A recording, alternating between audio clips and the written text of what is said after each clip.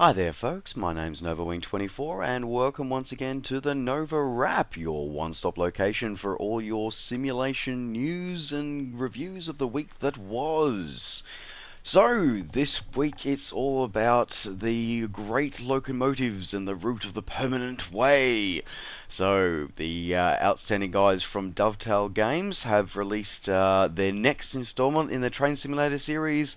Coincidentally enough, Train Simulator 2015. So they've continued on with their annual theme, as it seems, and they have released their latest version of their long-standing and very successful franchise of Train Simulator. So, Train Simulator 2015 is now available. It's available either directly from Dovetail Games or via your favorite distribution platform. Most notably, it has been released as always on Steam.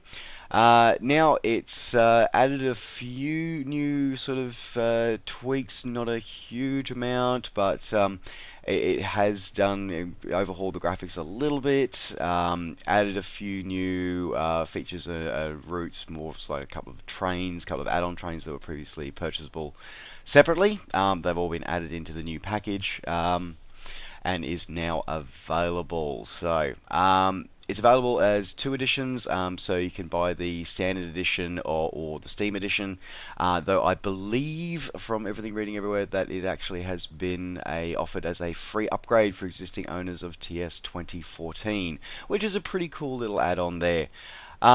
As a bit of a thank you and a ongoing support kind of thing, there is currently a flash sale on both on all the platforms that it's available through. That you've currently got 50% off all the DLC. So bringing the DLC down to the low price of just over $2,000 instead of the normal $4,500 that it normally is. So yes, if you've got a spare bit of money, chunk of change going through, you can pick up all the DLC quite cheap. Anyway, so yeah, look, it's much the same, but yeah, they've added a few. As I said, they've overhauled the graphics a little bit. The environments does look a bit cool.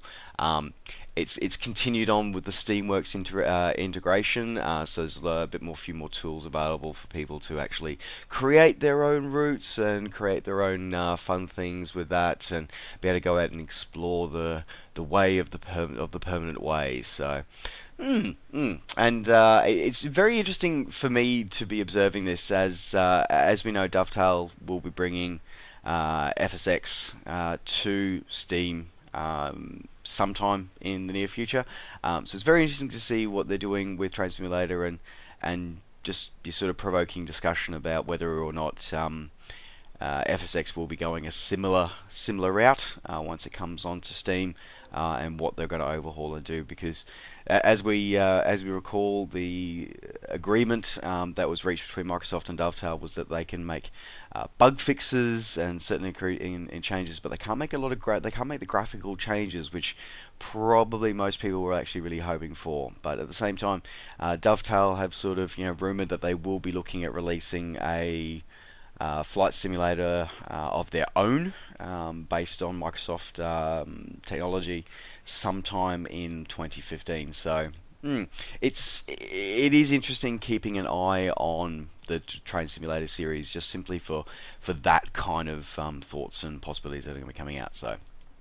Yes, there we are. So if you are into the trains and ever wanted your own virtual model railway set, then this is definitely going to be the sim for you. But who am I kidding? You probably already got it. But if you have been looking at dabbling into it, it's not a bad place to start. Alrighty, moving on to other news. Now, not a great deal's been happening over the last week. We did see the release from MSK Productions. Now, MSK Productions have been known for quite a few scenery packages, ranging everywhere from Iceland to India to the Middle East to Pakistan. They've done quite a few different sceneries over the years, over the last sort of few years, but they've produced their first complete aircraft package for quite a while. So they've released the Saab MFI 17, or also known as the Pakistani Aircraft Corporation Mushak. It's a two-seat trainer light aircraft.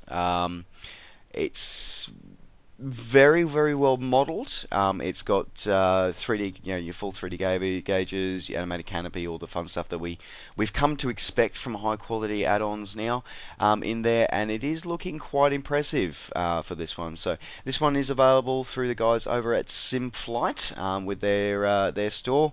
So check them out and see if it's something that something interests you. It's probably would be something to have a look at their videos and see if it's actually of an interest to you. So, but not a bad little addition for a prop add-on for that one. So, personally, probably not for me, but yeah, it is going to be. It's going to be out there for somebody. So. All right. In other flight simulation news, the great competitor to FSX and Lockheed Martin's Prepared 3D is, of course, X-Plane. Now, X-Plane have released their 10.30 update for X-Plane. Now, this is their, according to their own press release, the largest and most significant X-Plane update that they've ever produced. Doing a few of the bug fixes and performance improvements, but their main sort of thing that they're flag waving about is the new GPS system that they've actually got put into it. So they've now added in a GPS approach system add-on to it. So for airports that do support GPS approaches, you can now actually program that into it. So it is a straight drop-in replacement for the original GPS that was in the X-Plane. So if you are using their inbuilt aircraft maker, their Laminar's plane maker, you can actually just upgrade them more to the with the new FSX. There you go. The new GPS system. It overhauls all the default aircraft. It already puts the new GPS straight into. So there you go. Still based on the real world GPS Garmin 430 and 530. So look, I'm not sure what to make of this. To be honest, I'm a bit surprised that this big competitor FSX for so long didn't have a GPS approach, considering that FSX had it in from day one, and correct me if I'm wrong, I'm pretty sure FS9 did as well. So bit surprised that this was not included from day one. But late to the party, but at least they got there. So it's interesting to see. As I've said in earlier episodes of the Novawrap, that the fact that X-Plane is still under active development and is more widely available and seen as starting to become seen as a more real alternative with its 64-bit based system as well. It's something that, if guys over at Dovetail, if you don't get your product on Steam real fast, you run the risk of losing out. You really do. I mean, myself personally, I'm not sure. I probably won't make the jump to X-Plane 10, but at the same time, I'm looking at it more and more and going, at least it's under active development, and I'm not dealing with something that is, let's face it, 10 years old now. Well, 8 years old anyway.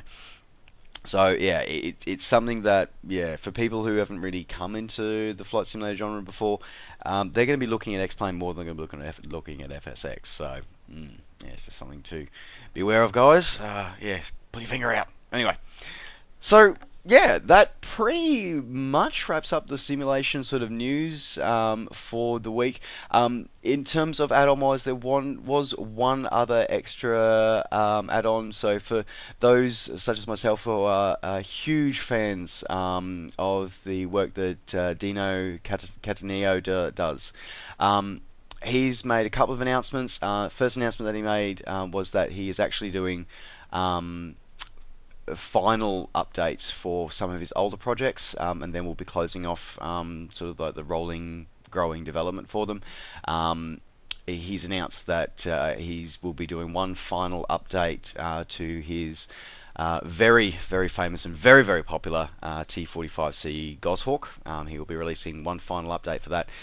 He's made an announcement of the rough list of a couple of inclusions that he'll be putting into that one, not finalised yet. But yeah, he's to allow him to focus more on new projects and other projects as he wants to have. He's going to be closing off development of his old legacy stuff, which to be honest is very, very fair. It really is. He's been producing great work for a very long time and continuously tweaking and updating it. And you know, it's for him to be able to do the effort and support that he does for what he does. You know what, Dino, thank you very much for supporting it as long as you have. But definitely, yeah, support your decision to actually, do close off the support for some of the older projects. So there you go. And of course, he released his other he now announced his other final release. He has released his version 1.0 release of his S3B Viking. So he's announced that, made it available from his Google Drive. You can head over to his website, of course, at indiafoxteco.blogspot.com and download from his Google Drive. So the S3B Viking version 1 release, he's made a couple of fixes, a couple of things that were in his aircraft config file, which aircraft.cfg file, which weren't quite correct. He did that. Fixed a couple of minor texture and strobe effects and stuff like that. He's still made an announcement that he's not 100% happy with it, but it's as close to a release that he can do as he can do it for the fine for now. He's signed the packages for TACPack multiplayer, a few other things. He is advised, though, there are still a couple of known issues that he is still working on. So a couple of things with the landing lights and auto throttle, but yeah, overall he's pretty happy with it, and he has made it available. So if you haven't got it already, the Hoover is an absolutely amazing, so much fun to aircraft to fly, as you see me whizzing around it at the moment. Definitely get it. It is so cool. Like, just for the wing fold alone, that thing is so damn cool. Anyway, alright, so, well folks, as I said, it's pretty much a short news week this week, so thanks very much for tuning in once again to the Novawrap. As always, you can keep in touch with me by liking and subscribing to the channel here. Don't forget to click down on the links down below, and also you can keep in touch with me on Facebook and on Twitter. Just search NovaWing24. Alright folks, thanks very much for watching. Take care, safe skies to all, and we'll see you next time. Bye for now.